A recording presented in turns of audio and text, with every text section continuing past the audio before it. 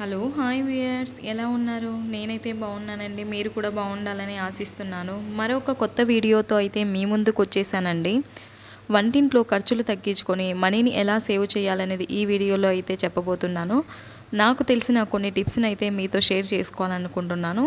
ఈ టిప్స్ పాటించడం వల్ల ఎక్కువ అమౌంట్ అయితే సేవ్ చేయలేం, కానీ ఏదో లక్షల్లో అట్లయితే సేవ్ చేయలేం, కానీ ఏదో వందల్లో అయితే కొంచెం సేవ్ చేయొచ్చు.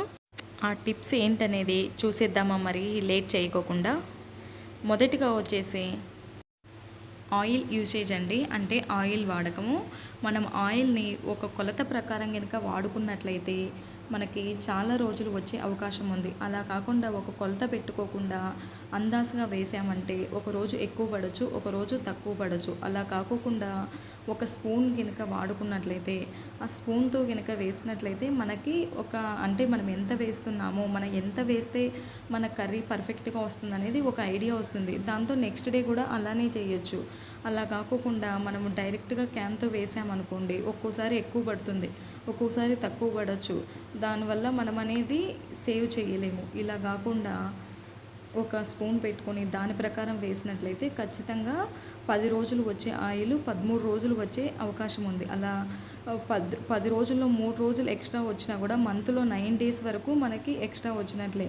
దీనివల్ల మనము కొంచెం ఆయిల్ని అయితే సేవ్ చేయగలుగుతాం కదా. అలాగే ఆయిల్ని ఎక్కువగా వాడకపోవడమే మంచిది మన హెల్త్కి. అందుకు సో ఇలా స్పూన్ ప్రకారం కనుక వాడుకున్నట్లయితే ఆయిల్ని కొంతవరకు అనేది మనం సేవ్ చేసే అవకాశం అయితే ఉంటుంది. నెక్స్ట్ వచ్చేసి టమోటోస్ అండి. టమోటోస్ తక్కువ రేట్లో ఉన్నప్పుడు కొనుక్కొని వాటిని ఎలా స్టోర్ చేసుకొని మనకి బయట కాస్ట్ ఎక్కువ ఉన్నప్పుడు ఎలా వాడుకోవాలి అనే దాన్ని అయితే చెప్తాను. టమోటాస్ తక్కువ రేటు ఉన్నప్పుడు కొంచెం ఎక్కువ క్వాంటిటీలో తీసుకొని వాటిని శుభ్రంగా కడుక్కొని ఆరబెట్టుకొని తర్వాత కట్ చేసి మిక్సీలో వేసి కొంచెం జ్యూస్ లాగా తయారు చేయాలండి. మరీ జ్యూస్ లాగా అంటే వాటర్ లేకుండా. తర్వాత వాటిని కొంచెం బాయిల్ చేయాలి. కొంచెం పచ్చి స్మెల్ పోయే అంతవరకు కొంచెం బాయిల్ అయిన తర్వాత దాంట్లో కొంచెం సాల్ట్, ఆయిల్ యాడ్ చేసి ఇంకొంచెం సేపు కుక్ చేయాలి. కుక్ చేసిన తర్వాత వాటిని ఫ్రిడ్జ్లో క్యూబ్స్ లాగా చేసుకొని మనం ఒక బాక్స్లో పెట్టుకొని స్టోర్ చేసుకున్నట్లయితే అవి 6 months వరకు ఉంటాయి.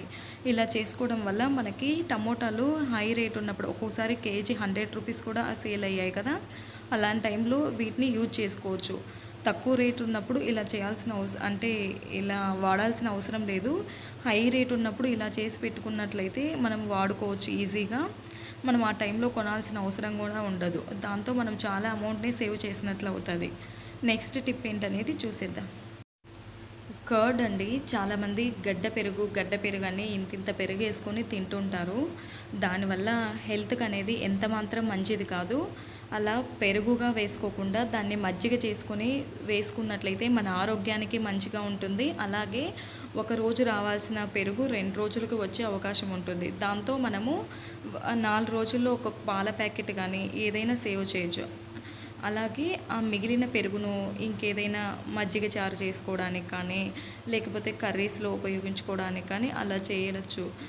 అలానే మన హెల్త్కి అనేది గడ్డ పెరుగు తినడం వల్ల ఎంత మాత్రం మంచిది కాదు. అట్లీస్ట్ కొంచెమైనా వాటర్ యాడ్ చేసుకోవాలి. ఆ పెరుగు వేసుకొని ప్లేట్లో అప్పుడు వాటర్ యాడ్ చేసుకునే దానికన్నా మజ్జిగ చేసుకొని మనం అన్నంలో యాడ్ చేసుకోవడం అనేది చాలా మంచిదండి. ఒక ఏజ్ అయిన తర్వాత పెరుగు తినకపోవడమే మంచిది. వాళ్ళు మజ్జిగ తీసుకుంటేనే డైజెషన్ కూడా ఈజీగా అవుతుంది. మనము 4 డేస్కి ఆర్ 5 డేస్కి కూడా ఈజీగా ఒక పాల ప్యాకెట్ కానీ ఒక పెరుగు ప్యాకెట్ అనేది మనమైతే సేవ్ అనేది చేయొచ్చు. నెక్స్ట్ వచ్చేసి మసాలా పౌడర్స్ అండి. మసాలా పౌడర్స్ అంటే ధనియాల పొడి, రసం పౌడరు, సాంబార్ పౌడరు, గరం మసాలా ఇలాంటివన్నీ బయట నుంచి కొని తెచ్చుకునే బదులు ఇంట్లోనే ప్రిపేర్ చేసుకుంటే చాలా మంచిదండి. నాకు పిల్లలతో ఎక్కువగా టైం ఉండడం వల్ల, చిన్నపిల్లలండి నాకు, దాంతో టైం ఉండకపోవడం వల్ల అన్నీ ప్రిపేర్ చేసుకోలేకపోతున్నాను. ఓన్లీ ధనియాల పొడి, అల్లం వెల్లుల్లి పేస్టు ఇలాంటివి మాత్రం ఇంట్లోనే చేసుకుంటున్నాను. మిగతా రసం పౌడరు, సాంబార్ పౌడరు, గరం మసాలా అనేటివి బయట నుంచి తెచ్చుకుంటున్నాను.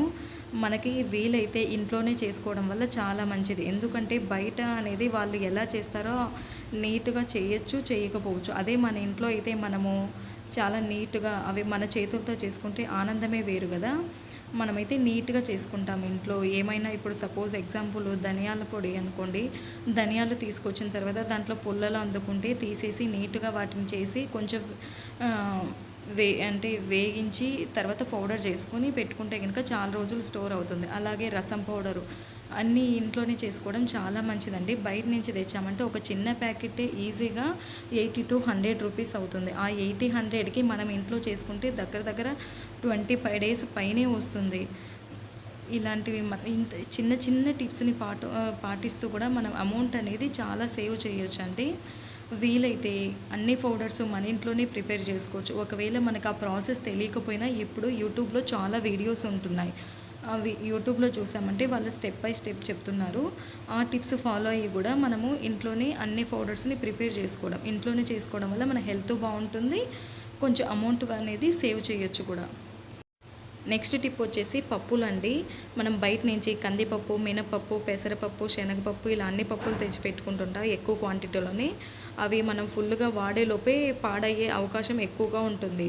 సో, అలా అవ్వకుండా ఉండాలంటే మనం వాటిని తెచ్చిన వెంటనే కొంచెము లైట్‌గా వేయించి స్టోర్ చేసుకున్నట్లయితే పాడవకుండా ఉండే అవకాశాలు తక్కువగా ఉంటాయి. చల్లగా ఉన్న ప్రదేశాల్లో తొందరగా పురుగు పడుతుంటాయి. అంటే ఈవెన్ మాకు కూడా కాలనీలో వెదర్ అనేది చాలా చల్లగా ఉంటుంటుంది. దానివల్ల ఏ పప్పులు తెచ్చినా కూడా తొందరగా పాడవుతుంటాయి. అన్నీ ఫ్రిడ్జ్‌లో పెట్టడానికి పాసిబిలిటీ ఉండదు కదా! సో, అలాంటప్పుడు కొంచెం మనము ఆహ్, దోరగా వేయించి స్టోర్ చేసుకున్నట్లయితే ఎక్కువ రోజులు పాడవ్వవండి. అలా అవకాశం ఉంటే తక్కువ క్వాంటిటీలోనే తెచ్చుకుంటే బెటరు. ఇన్ కేస్ ఎక్కువ క్వాంటిటీలో మనం గనుక తెచ్చుకున్నట్లయితే ఇలా వేయించి పెట్టుకున్నట్లయితే పాడవవు. నేను ఈ టిప్సే ఫాలో అవుతానండి. మీరు కూడా ఒకసారి ఈ టిప్ ఫాలో అయ్యి ట్రై చేసి చూడండి. మీకు పాడయ్యాయా లేదా వాడిన తర్వాత 1 మంత్ తర్వాత నాకు ఈ కామెంట్ చేయండి వీడియో కింద అండి. అంటే నెక్స్ట్ వేరే వాళ్ళు కూడా ఈ టిప్ ఫాలో అవ్వాలా లేదా అనేది కూడా వాళ్ళకు కూడా అర్థమవుతుంది. నెక్స్ట్ టిప్ అనేది చూసేద్దాం.